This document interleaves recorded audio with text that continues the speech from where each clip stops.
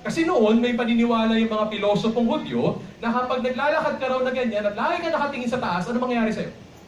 Madadapa ka. Totoo yan. O, lakad ka ng lakad, nakatingala ka. Heaven daw eh. Madadapa ka. Yan ang mapapala mo. So what are they saying? May mga bagay na dapat mong pag-isipan tungkol sa Diyos. May mga bagay na wag mo na pag-isipan tungkol sa Diyos. There are things worth thinking about. There are things that are a waste of time. Example, nung panahon ho nila, ano pong ini-speculate at iniisip nila when they think about God? Iruin niyo po ito. Noon ho, sobra silang aligaga. Ano kaya ang itsura ng Diyos? Naisip niyo na po ba yan? Kayo po ba'y nag-ubos na rin ng oras kakaisip? Ano ang itsura ng Diyos? Lalaki ba siya o babae? Mahaba ba buhok niya? Hindi. Curly ba o straight? Puti ba siya kayo manghi? Yun ang mga preoccupation nila. Ano sinabi ni Pablo sa kanila? Huwag niyo ubusin ang oras niyo dyan. Wala kayong mapapala at walang karagdagan sa buhay kung whether malaman mo ang itsura ni Lord. Ang mahalaga, kilalanin mo si Lord. Tama ho ba? Kasi yun okay. Iba ho sa atin, inuubos ang oras, trying to fit. Ano kaya itsura ni Lord? Lumipas ang araw, lumipas ang buwan, pinagpe-pray mo, Lord, reveal your face to me. Friends, if you want God to be revealed in your life, follow Him. If you want to see the face of God, follow Him. Follow Jesus. Don't just meditate upon Him. Follow Him. Follow Jesus. Then you might even see the face of God. Maybe not to your expectation, but you will experience Him in your heart and in your life. Second thing na pinag-iisipan nila na medyo tagilid is this.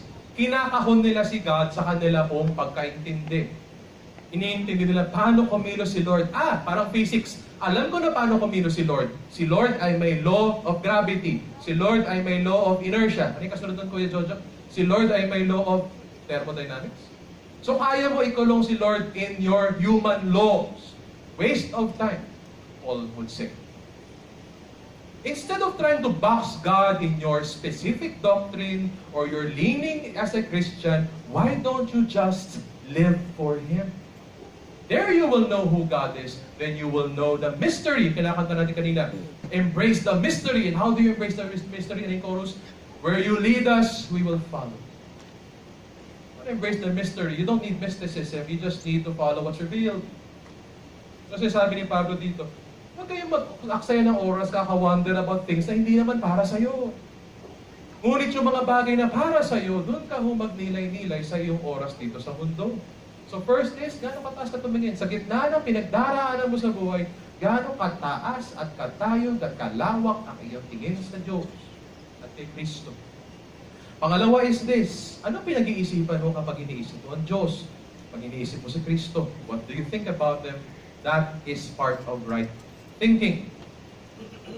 Tanong tayo siya sa Matthew 6. Tingnan po natin, Jesus gives us guidance about what to think. In Matthew 6:32-33, sabi ni Jesus, huwag niyo natularan yung mga hintil at sumasamba sa mga Diyos-Diyosan sapagkat ang mga concern nila ay panlupa, walang eternal value, kumukupas, at napakababaw. Ano sabi niya? Pakibasang verse 33. But, yan po. Nais niyo po ba magkaroon ng encounter with the Lord? Nais niyo experience the power of the Holy Spirit? The prescription is very simple. Seek first. Nabanggit na naman yung seek. Napansin niyo kanina may seek. Napansin niyo rito may seek. Seek first. Hindi second. Hindi suggestion. First, His kingdom and His righteousness. Bago mo isipin yung mga bagay ng mundo. Pakakainin mo mamaya, sa papaaralin anak mo, magpro-provide pa si Lord. Anong sagot sa cancer? Ano pa itsura ni Lord? These are secondary. Some of them are even useless. But seek first. Think first His kingdom and His righteousness. Application. Pag sinabi mong, Lord, gusto kita makilala, hindi naman ho masama yun. Hindi naman ho extra mysticism yun. Lord, I want to see your face in my life. But because you do that to worship Him and to relate with Him, then it becomes about Him and His kingdom. If you are reading the Bible, Lord, give me instructions. Lord, turuan mo ko paano mahalin ang asawa ko dahil gusto ko siya mahalin. Then you are doing the kingdom. Marami nagbabasa nito, hindi naman kingdom agenda ang laman ng isip nila. Nagpapadami lang sila ng alam. Para ano? Buti sana para ituro. Hindi, para makipagdebate. So, hindi masama magbasa ng Bible. Pero anong agenda mo? Kaninong thoughts ang nag-govern sa'yo when you read Him, when you pray to Him? Dumadaan ka sa paghihirap, dumadaan ka sa cancer, prayer mo, Lord, pagalingin mo ko. Why do you pray that prayer? Is it so that, Lord, pag gumanda katawan ko, Lord, I will try to follow and commit my life to you because I spent my life in wine and drinking and womanizing. That's enough. Or are you simply just praying, Lord, pabayin mo ang buhay ko, Lord, kasi taka pa mamatay. Which shows faith, which thinks about the things of God. When you think about the kingdom, you think about the righteousness, think about God's righteousness. Think about God's promises. Think about God's opportunities in your life. When you think about the kingdom, when you think about the righteousness of God in Jesus Christ, you ask yourself this, Lord Jesus, saan ka po papasok sa pinagpe-pray ko? Yan, simple practical question. Lord Jesus, nasaan ang Diyos sa nangyayari sa buhay? Hindi naman masama magtanong, but why you ask the question shows what you think. Lord, hindi ho madali ang buhay, pero kailangan ko po kayo magliwanag sa pinagdadaanan ko today. Simple prayer like that is seeking His kingdom and righteousness. Lord, nasaan ka sa marriage ko? Nandito ka pa ba sa marriage ko, Lord? O tinanggal ka na po namin sa aming marriage equation? Lord, where are you in my parent-child relationship? Lord, pag kinausap ko magulang ko, Lord, kapag ginawa ako sa magulang ko, Lord, matutuwa ka pa rin po ba o ako na lang? Paano ko sinusulong karyan ko sa magulang ko? Paano hindi pa sila Christian?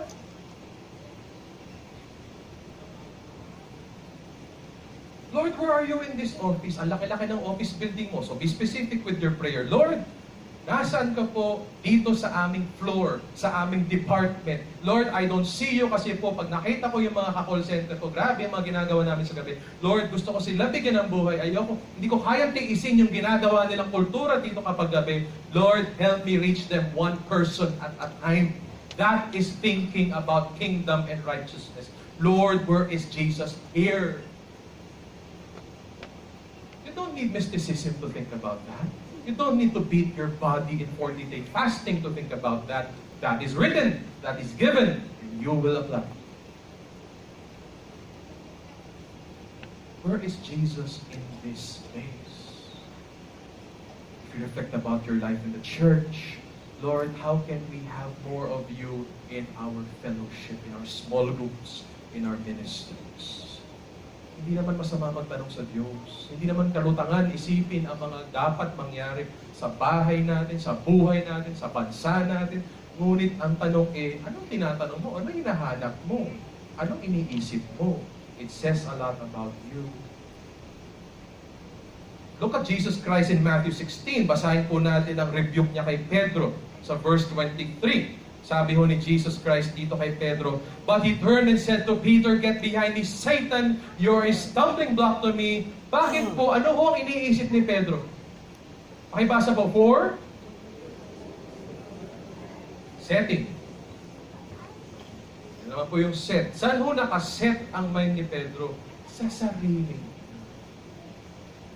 You will find out later, just in case we lose time, that Jesus, God in general, is against forms of idolatry. Lalo na po ang pagtataas ng sariling interest laban sa interest ng Diyos.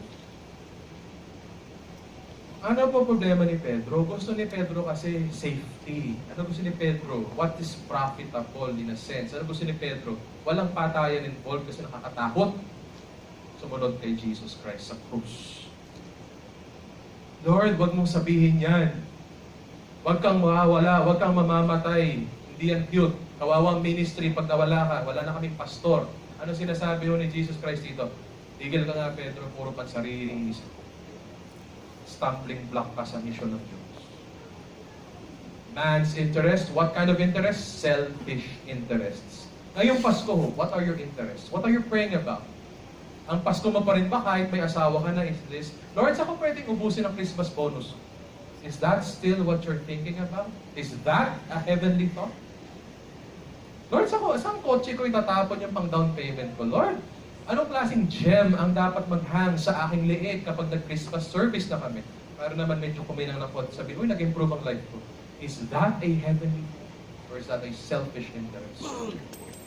Lord, I want to start a ministry. I want to start a small group. I want to join a small group, Lord. But Lord, kindly check my heart why I'm doing these things. Is it your stamp or my stamp that will be seen in this small group, in this ministry, in this church? Am I advancing your interests or am I advancing my interests when I do ministry? Tuloy tayo. Tagalogin nun natin ang Colossians 3:1-3 at makikita po natin ang isang magandang translation dito. Yamang binuhay kayo muli na kasama ni Kristo, pakituloy po mga kababayan, itoon,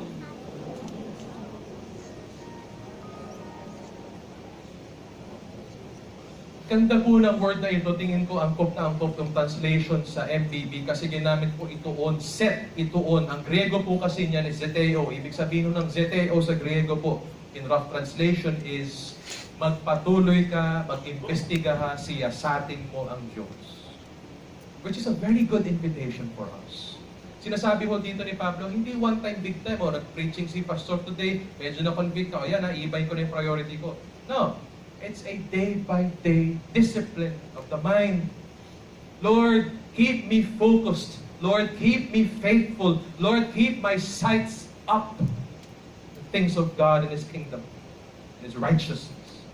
Continuous to. Hindi lang to pang linggo. Pagbaba mo mamaya sa escalator, paglabas mo sa traffic at may kumat sa'yo, kapag may hindi masabi maganda ang misis mo, kapag may bad news na dumating sa trabaho, kapag bumagsak ka sa school mamaya or next quarter, kapag dinatnan ka na ng cancer, tuloy pa rin dapat ang nakikita mo pa rin ay ang langit at ang mga bagay ng Diyos.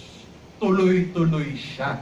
Keep seeking, keep investigating, keep thinking. Tuloy-tuloy, hindi sumusuko, hindi ho nadadala ng panahon o ng fake news, hindi ho na panghihinaan ng sirkumstansya lamang, nakatodo at nakatuon ang pag-iisip sa mga bagay ng langit. At saan po natin napupulot ng mga bagay ng langit? Of course, magsisimula po tayo sa pinaka-basic, sa Biblia. Kaya po ang aking karagdagan tanong is this, kamusta po ang paglalakad po natin kasama ng salita ng Diyos? Seryoso pa rin po ba tayo? Tapat pa rin po ba tayo? Nandito po ang mga pag-iisip ng Diyos na susulat. Nandito po ang pagsasalarawan ng Diyos. Nandito po ang kalooban ng Diyos. Kamusta po tayo sa pagzezeteo natin ng Diyos? Sapagkat kapag tama ang pinanggagalingan ng pag-iisip, tama ang pamumuhay. Tignan niyo po itong survey na. Ito pong survey na ito, kinundak lang po ito sa mga tao nagbabasa lang ng Bible. Wala pa ho dito yung seryosong nag-aaral. Hindi pa ho ito yung mga taong nagdadagdag kaalaman. Ito po ay simpleng pagbabasa lang na may disiplina sa isip. Tignan niyo po ang nangyari sa buhay nito. May epekto po ba ang salita? Meron. Kapag sineryoso, kapag tinuon mo ang isip mo sa mga bagay ng langit. Simple lang na discipline ang pagbabasa. Imbis na mag-jamming ka dyan, o tumulala ka dyan, o makipag-party-party ka, basahin mo lang yung Bible. Ito po nangyari sa kanila. Tignan niyo po ito. 62% less likely to grab the bottle and get drunk. 59% less likely mangaliwa ng asawa. 59% less likely mag-click ng isang immoral website. 45% pupunta pa rin ng Pasay, pero hindi na ho sa casino pupunta, sa MOA na pupunta. 31% kapag na-traffic at may kumat, hindi na niya ilalabas ang kamay niya sa bintana. 30%, lalo na sa Pasko, feeling nila kakanta sila ng Ang Disyembre Ko Ay Malungkot. Pero 30% of them will remember, most likely, hindi ako mag-isa ngayong Pasko. Kahit nasa Dubai ako o nasa Mindanao ako, ang Diyos ay kasama ko kahit saan. Nagbabasa pa lang ko ng Bible. Wala pa ho doon yung seryoso nag-aaral, nag-i-small group discussion, nakikinig ng podcast, wala pa ho. It's a simple survey of just reading the Word because this is alive. Why? God is in here. So kung mag-iisip ka about langit, huwag ka na kung magtanong-tanong sa tao, unahin mo ang Diyos. Siyempre, kung gusto mong malaman kung sino si Lord, sino interviewin mo? Eh di si Lord. Hindi ang sarili mong pag-aunawa kay Lord, kaya pag may mysticism ka, maghama na ka.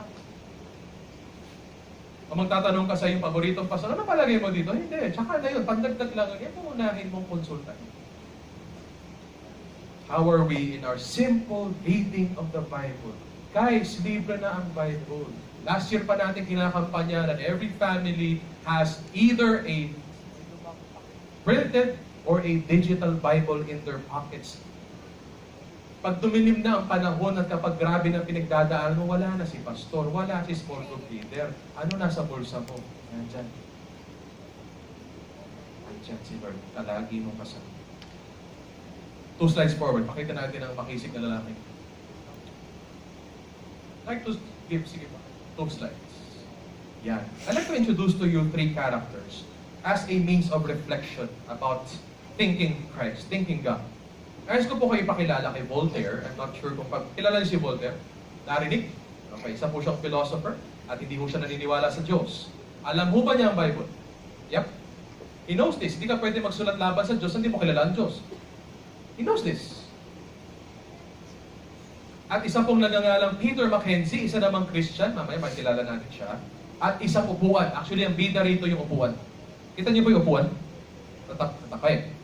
Sa upuan ho na yan, sinulat ni Voltaire ang kanyang tingin sa Diyos at hindi siya naniniwala sa Diyos. Guess what? Alam niya ang Bible? Yes.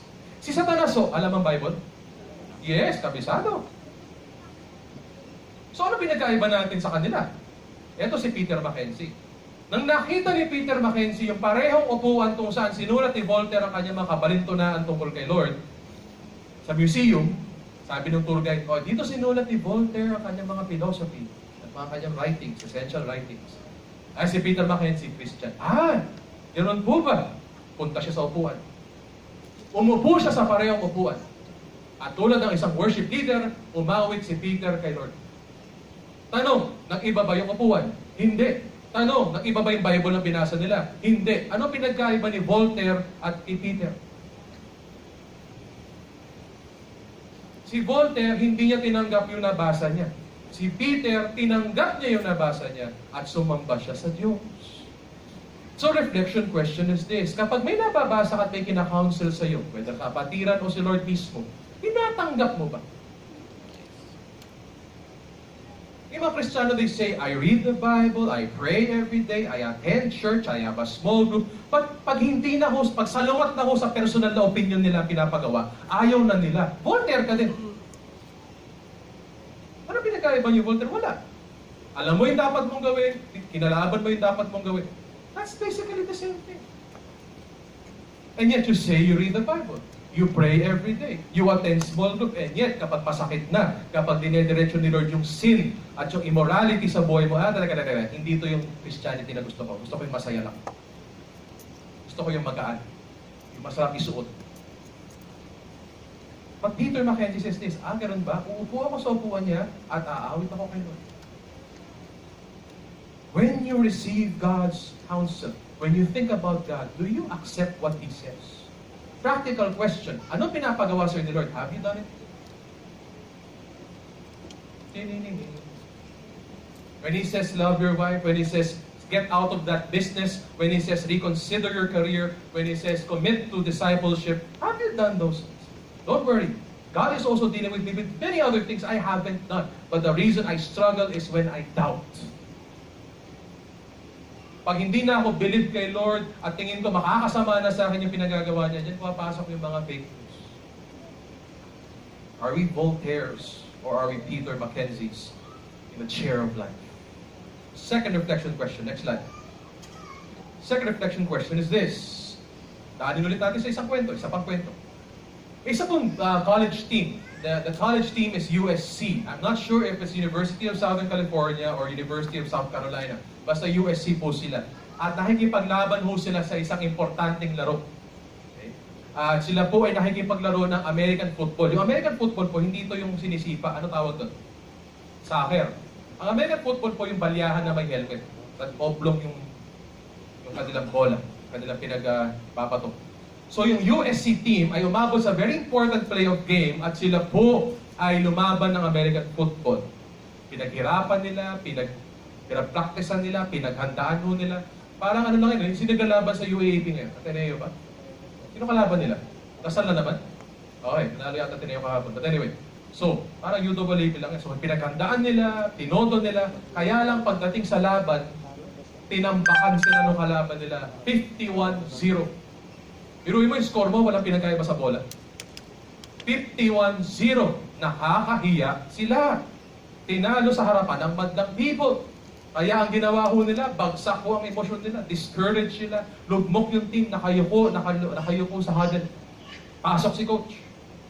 Si coach medyo sablay pero namimiloso po din si coach. Bumawi si coach. Sabi ni coach this, guys, huwag niyo kalimutan. And here's some wisdom here. Huwag niyo kalimutan. Sino ang naglaro sa championship game? Ibang tao o kayo? Kami. Sino ang binigyan ng pribilehiyo maglaro ng American football? Maganda katawan nyo, hindi kayo injured. Sila o kayo? Kami. Ito pa dagdag ni coach. Alam nyo ba guys, 800 million Chinese ang hindi even lang nakakaintindi kung ano sabihin ng American football. Kayo alam nyo kung ano sabihin ng American football. Hindi ba kayo masaya na may ganun kayong pribilehiyo? Grabe mong psych war si coach. O nga no? You know mo, 800 million Chinese don't even know what American football is. Alam nila soccer most likely. What am I saying? Kapag ikaw po ay pini-51-0 ng buhay, ng kalaban, ng iyong sirkumstansya, nawawalan ka ba ng perspective? Nawawalan ka ba ng pananaw? Nawawalan ka ba ng kapit sa Diyos? At ang sinasabi mo, wala, nakakahiya na ako. Binabalik yung kasalanan mo, binabalik yung kahinaan mo, binabalik yung failed marriage mo, binabalik yung iniwan ka na anak mo, binabalik yung failure mo sa career. These things of your old life, binabalik na kaaway sa iyo. Natatangay ka ba? O meron ka bang pananaw like this? Remember, Brother RV, 3 Sundays ago, I have discovered the gospel of Jesus Christ. Ilang bilyong tao sa mundo ang walang gospel. Ito, 800 million Chinese. Kayo, special in a way na bilyon-bilyong kaluluwa noon, ngayon at bukas ang hindi tatanggap sa Panginoon. Ngunit ikaw, nabubuhay ka na kay Kristo Jesus, iba na ang buhay mo, pinagpalang buhay. Nalilimutan po ba natin? Think Christ. So as a way of evaluation, what are you seeking? What are you thinking? Are you thinking about God's righteousness? Baka kasi puro sarili. Are you thinking about purposes of God? Baka sariling agenda. Are you thinking about God's promises? Or are you just holding on to human understanding? Read the following. Pakibasa po. What? What you seek fills your mind. What fills your mind?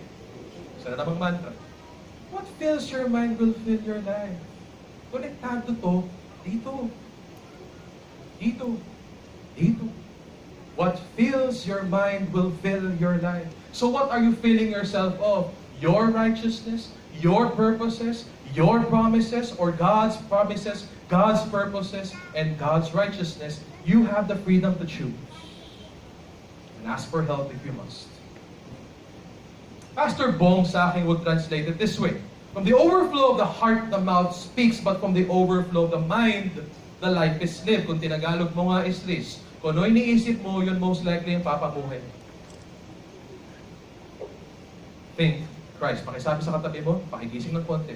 Think Christ. But it's not enough to think Christ. Next slide. We also must live Christ. Balik tayo sa Colossians. Nandun pa rin tayo sa umpisa. Bakit kaya? Look at verse 2. Yung nakadiin, nakadilaw. Pakibasa po. Set na naman. Inulit na naman niya yung tema. Yung pag-iisip na naman daw natin, paki-focus, paki-tuon, paki-set. Saan na naman daw? Saang lugar? Sa langit na naman. Things above. Huwag daw sa mga bagay na panlupa. Pero bakit kaya siningit ni Paul to? Ba't inulit na naman niya yung tema? Dahil makulit lang sila, hindi po. May nais pa siyang idagdag. Iba ho yung ibig sabihin ng set sa verse 2, sa seek sa verse 1. Kasi ang verse 2 po, pag tinignan niyo ang kanyang origin po sa Griego, ito po ay ang root word na phroneo, ibig sabihin po niyan, make a personal conviction.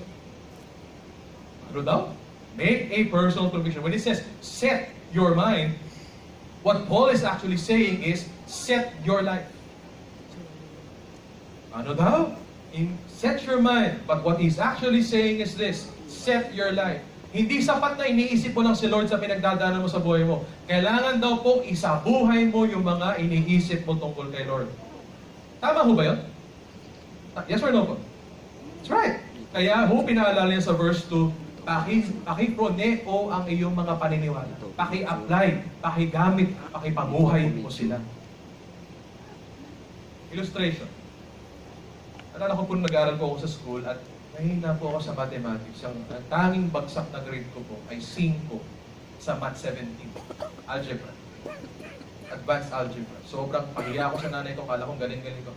Ayan, first semester, sablay sa Math. Kaya lagi akong asar sa Math. Hindi man lagi. Madalas akong asar sa Math. Ang tanong, sorry po sa mga mathematician dito. Ang tanong ko sa buhay ko, one of my philosophical questions in life is this. Yung Advanced Algebra na yan, pagpunta ko ng Santa Lucia mamaya, may gamit ba yan? Yung mga humuhugot, wala. Kaya may sabi, meron, patience. Ganun daw, patience daw ang gamit. But anyway, here's the point. Sa classroom kasi, maraming tinuturo in theory, hindi natin makonect sa labas. Tama? Tama mali? Tama. Kasi may mga bagay na tinuturo si Prof na medyo lutang na paglabas mo sa pamilya mo, sa trabaho mo. In fact, yung college degree mo, minsan hindi mo magamit-gamit sa trabaho ang pinasukan mo. There's a disconnect. Yan ho sa ating modern education system. Because ibang points of emphasis. Nung time ng mga Hudyo, nung sinusulat po ito ni Pablo, walang ganong distinction. Hindi hiwalay ang classroom sa buhay. Magkasama sila. Hindi mo pwedeng sabing, theory lang yan at application to. No. Theory and application are the same. Notice Jesus Christ. Nagtayo ba ng eskwela si Jesus Christ? No. Saan siya nagturo? Sa palengke. Sa temple courts. Saan siya nagturo? Sa mga kainan. Kasama pa kanya tax collector. Saan siya nagturo? Sa bahay-bahay.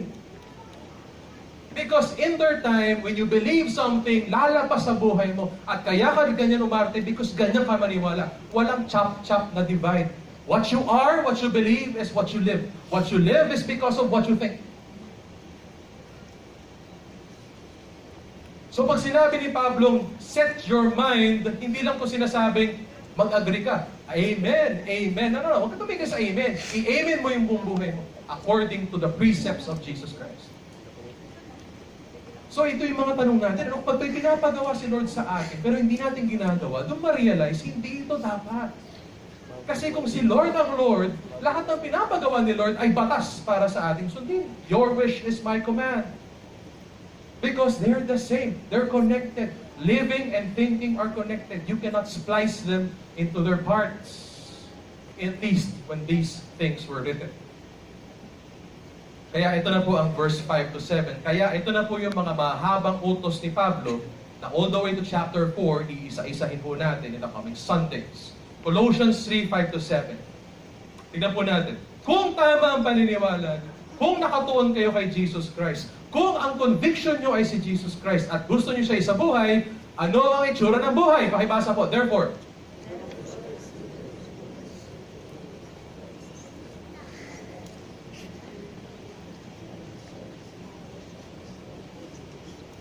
sana namang helpful vocabulary bago tayo magpatuloy sa mga nabasa niyong kasalanan po dyan.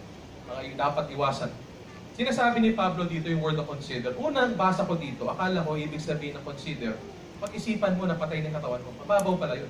Ang totoong sinasabi ho ni Paul when he writes consider is nekroo. Or nekreo. Pag nakita niyo po yung nekreo, pag narinig niyo yung neck, N-E-C, ano usually associated sa neck?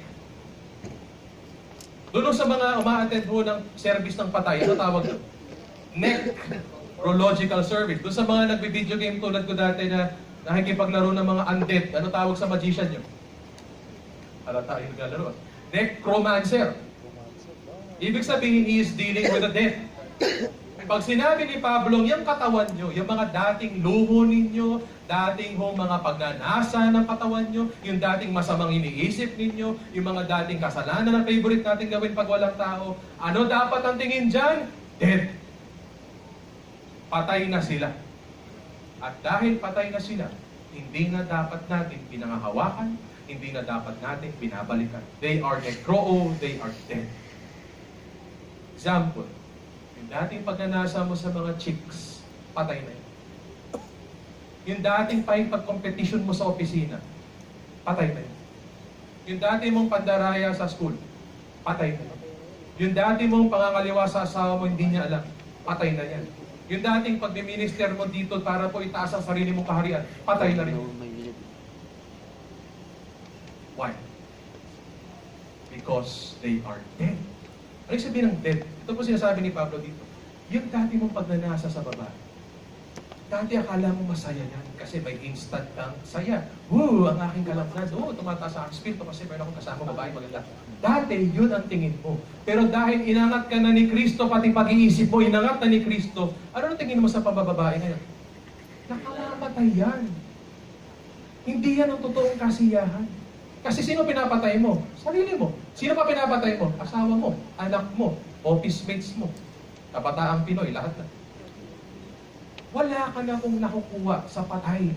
Bakit po? Gumagalaw pa ba ang patay? Hindi na. Kaya pa ba mag-joke ng patay? Hindi na. Kaya pa ba magbigay ng pagkain ng patay? Hindi na rin. So wala nang silbi ang patay. Bakit po pinabalikan yung mga bagay na patay?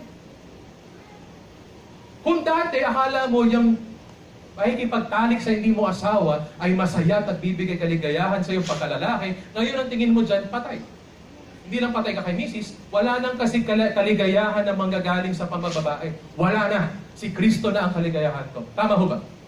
Kung dati ang kaligayahan mo ay pang-kompetisyon sa iyong opisina, gusto mo ikaw ang pinakamataas ang bonus, gusto mo sabihin, oh ha, tingnan nyo sino number 1 employee of the month, nagkakaroon ka ng sense of reward and fulfillment by putting people down and competing with people the wrong way. May tamang competition. But this is the wrong kind of competition. Ang tingin ni Lord dyan, patay na rin yan. So pag umasal ng Kristiyano sa opisina, chillax. Do your part excellently. Okay naman tumingin-tingin sa tally board. Benchmarking ang tawag doon. Pero kapag ikaw po ay nakipag-compete sa iyong office mates, ang competition mo healthy, nakakatulong. Yung kumbaga, pag lumapit sa iyo isa, sir, kailangan ko ng tulong, hindi ko mag-get yung table na to, hindi ko mag-get yung process na to. Ganito yan, tulungan mo. Kasi kahit nagko-competition kayo, alam mo kung sino ka. At alam mo na yung satisfaction na makapag-isa ka ng tao ay patay na rin. Wala ka ng benefit dyan. Iniwan mo na yan. Willing ka tumulong, willing ka maging maligaya sa yung take-home pay, willing ka maging excellent because you want to increase your holdings for the Lord. Kung dati po, pag sa batas trapiko, grabe ka, feeling mo nakaka-score ka pag nang-cut ka. Actually, magkikita-kita rin kayo sa stoplight. By the way, kikita-kita rin sa stoplight, boom, gumanon sa iyo, kikita kayo sa stoplight. Kung dati, kung feeling mo nakakalalaki ka by doing that, ngayon feeling mo, okay, I'll just stick to my lane. Sige, go ahead. I'll follow the speed limit. Because that is what gives life. It preserves life. If you don't follow traffic laws, you most likely will be subject to a higher possibility of accident. It takes life away. But because you now live life, you want to enjoy your life, susunod ka sa batas trapiko. Wala nang thrill. Kaya pakikipag-cutting-cutting mo sa mga kotse na 3 kilometers per hour lang naman ang takbo ninyo lahat. Traffic kasi sa sipay. Wala na yung ganun. Kung dati mga ladies, ang thrill mo po ay makapag-shopping ngayong Christmas. Diba? Saan mo wala? Green Hills o Divisoria? Kailangan maraming bags. Wala na ring satisfaction dyan. Anong tingin mo dyan? Patay na yan. Wala na yung kaligayahan mo dyan. So madali sa'yo magbigay ng bag pang regalo, imbis na mag-ipon ng bag na regalo. And if you're collecting bags, praise God. If you have extra money for that, okay. But just consider why you're collecting bags. And where your joy comes from.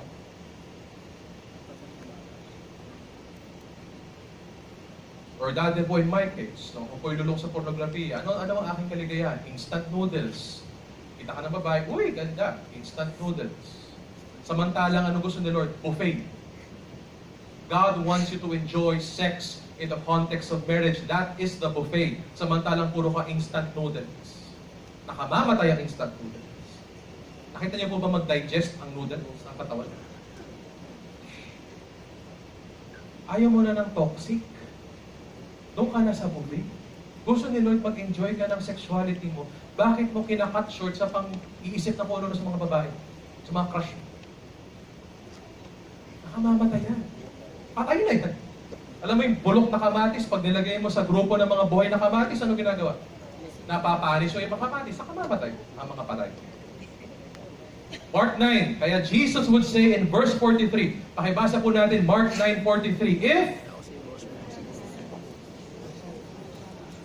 yan po yun. Jesus is saying, kung merong sa buhay mo ngayon na Christian ka, inangat ka na ni Lord, may mga bagay na patay na nakakabit pa rin sa buhay mo, ano gagawin sa kanila? Cut it off. Pakisabi nga ulit, cut it off. Ay, sabi sa katabi mo, pakiputol na yan. Yung mga patay na nakadikit pa rin sa'yo kasi nakamamatay, nabubulok na nga, mabubulok ka din. Alisin mo na yan. So ano yung mga dati mong hilig, dati mong kasalanan, dati mong pagnanasa, dati mong agenda, yung mga bagay na inapakan na ng dugo ni Kristo Jesus, pakitanggal na po.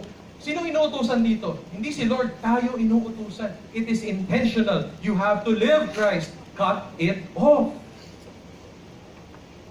Mas mabuti pa raw na pumasok ka sa langit na ano po, bibilay-tilay, bulag-bulag, kesa kompleto ka naman, ang dungis mo naman, puro ka patay na kuko. Sino may patay na kuko? Hindi amin. Ano ginagawa sa patay na kuko? Tinatanggal. Hindi ka nag-enjoy sa patay na kuko. You don't get happiness out of it. Tingin mo wala rin siyang value, so tinatanggal mo siya. The same thing with sin, the same thing with selfish desires, the same thing with idolatry, the same thing with all kinds of broken relationships. Inaayos natin by how taking off the parts that are not alive. So what is it in your life that is dead? Na nakakabit pa rin sa iyong pagkabuhay? Ano na sabi ni Jesus Christ?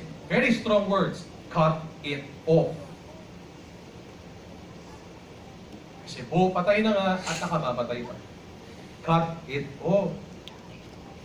Mas mabuti na yan kesa pumasira ang buhay mo at pandamay pa tayo ng iba. Slide. How about in your marriage? What do you need to cut off? Dati po may isang misis na galit sa mister, na galit si misis, punta kay mister. Honey, hindi mo ba alam ilang words ang sinasabi ng babae sa isang araw? Tuloy si misis, hindi mo ba alam na every day ang babae daw po, ilang words ang sinasabi? Hula niyo po. 150,000, laki na pala. Pero yun ang feeling niya. Ano ba? 30,000, sabi ni Miss. Di ba alam na kaming mga babae, araw-araw nagsasalita ng 30,000? Tuloy pa siya. Kayo mga lalaki, di niyo ba alam ilang words lang kayo nagsasalita sa isang araw? Hula niyo. 50. Lalaki? 1,000? 15,000 daw. Kalahati. Tuloy si Miss. Humihugot si Miss. 15,000 words lang kayo. Alam mo ba bakit kami nagte-30,000 at kayo 15,000 lang? Kasi lagi namin inuulit ang aming sinasabi. Kaya dumoble, naging 30,000. Alam niyo yung sagot ni Mister sa kanya? Ang sagot ni Mister sa kanya, ano sinabi mo? Pakiulit. What is wrong with this illustration? The husband is not listening. Very obvious. Some of us are still not listening. You became Christian, you're still not listening. 20 years ago, your favorite habits of treating your husband or your wife are still your habits today. What is Jesus' counsel to you? Cut it off. Mrs., do you still take delight talking about your husband kapag wala siya, instead of talking to him about his issues? Mas masarap ang pag-usapan si Mr. sa likod niya kaysa sa harapan niya. If that was your habit nung hindi ka pa Christian, inangat ka na ni Lord, cut it off. Harapin mo siya, mahalin mo siya. A-counsel mo siya.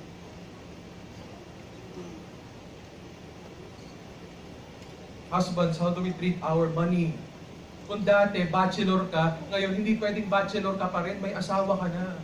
Ang Christmas bonus mo ay ano na, para sa lahat na, hindi na para sa golf clubs mo o sa pamalit ng gulong na mamahaling mugs ng kotse mo.